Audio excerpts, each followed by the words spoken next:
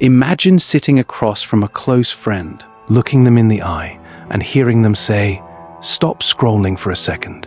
What if I told you that every single thing in your life, your height, your awkward habits, your broken heart, even the exact parents you argue with, wasn't an accident? What if you personally handpicked all of it before you were even born?"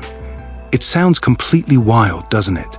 We're conditioned to believe we just got dropped into a random universe, given a random body, and forced to play a game we never signed up for. So let's actually dig into this properly. Not vibes, not guesses. Let's look at where this idea comes from, who researched it, and what people who claim to have experienced it actually describe. Let's start over 2,000 years ago with Plato.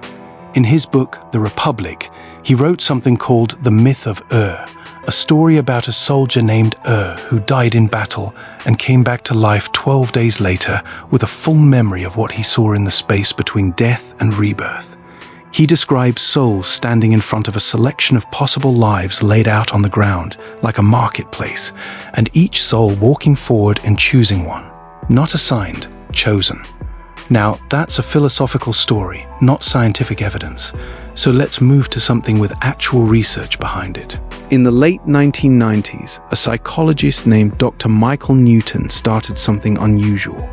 He was trained in traditional hypnotherapy, and almost by accident, while regressing patients to deal with anxiety and phobias, he kept stumbling onto the same thing.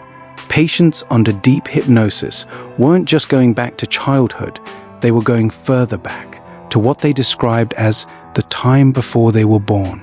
And case after case, thousands of them over the years, described a similar sequence.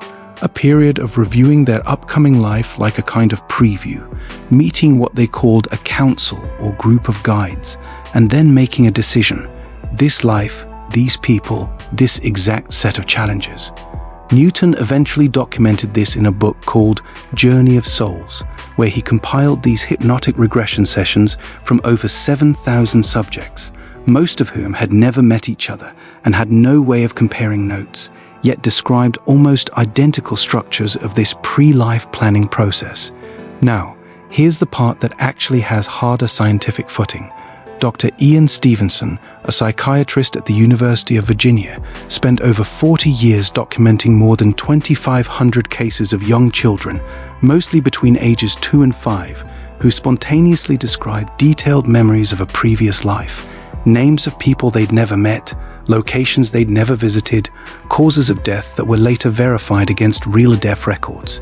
His work is still considered one of the most rigorously documented case collections in this entire field, and his research is continued today by Dr. Jim Tucker, also at the University of Virginia, who's still actively publishing on it. Then there's the near-death experience research, which comes from an entirely different angle.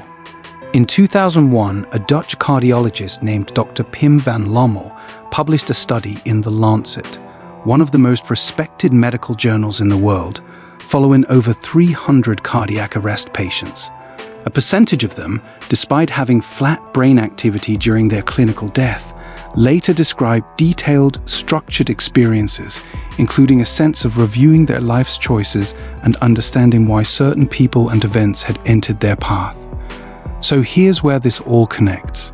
3 completely separate sources: ancient philosophy, hypnotic regression research, and modern clinical near-death studies keep circling back to the same core idea, that before this life, some part of you may have gone through a kind of selection process, choosing not the easiest path, but a specific one, for specific reasons.